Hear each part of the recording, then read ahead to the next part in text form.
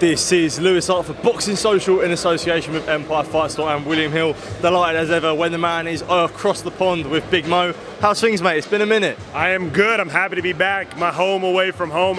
I'm missing this place more and more when I'm back in the States, so I'm really happy to be back in London. How are you? I'm doing good, man. I'm doing good. All the better for speaking to you. We're at York Hall today. We've been at York Hall before. Very, very hot. I'm sure it'll be very, very hot again. Are we expecting more heat like June? I really, really hope not. I'm a big guy, so I sweat a little bit. So it was a little too warm for me back in June, but hopefully it's going to be overcast tomorrow, a little bit cooler, so we'll see. Absolutely.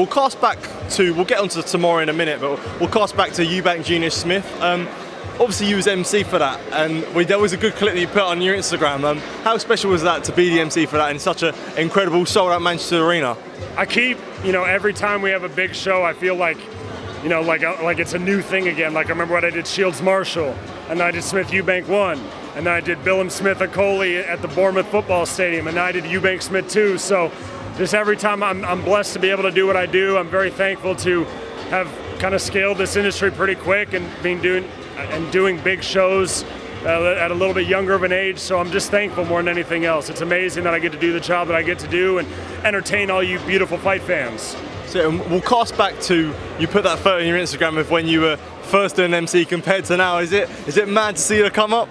I mean, the shouting? I mean, I knew I could do it, and I knew that I had ability to do it even when I was 23. So it was about being consistent and really studying my craft and becoming good with it and working at it and taking reps at it.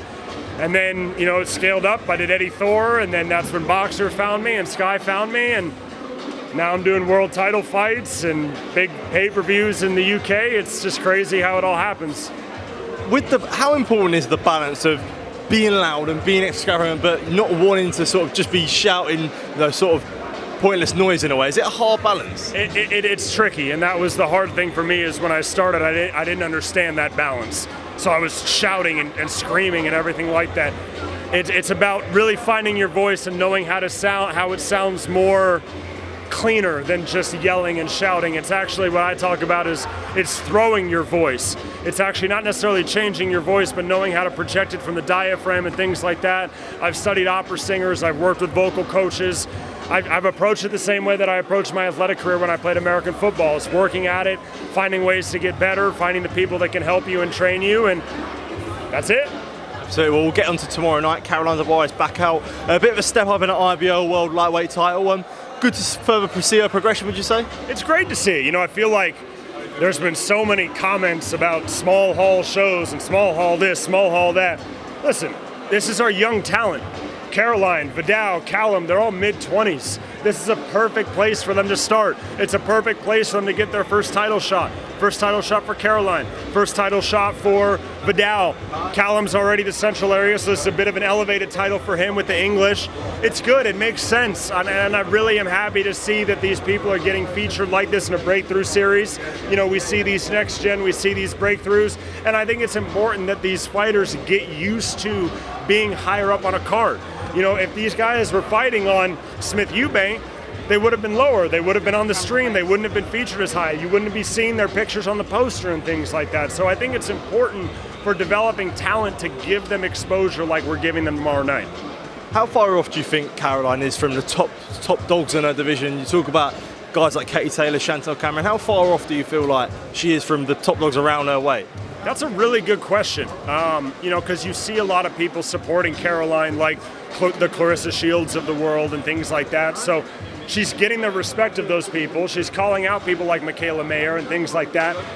I'm not sure if she's ready for that Katie Taylor yet, but I do think she's well on her way. I think she needs a couple more fights. I think this is a perfect title for her to pick up, the IBO. I think it makes a lot of sense how they're growing and progressing her. They're not rushing her, but she's just excelling very quickly on her own. So I think a couple more fights and she'll be there. I think she's fantastic. Really, really great fighter.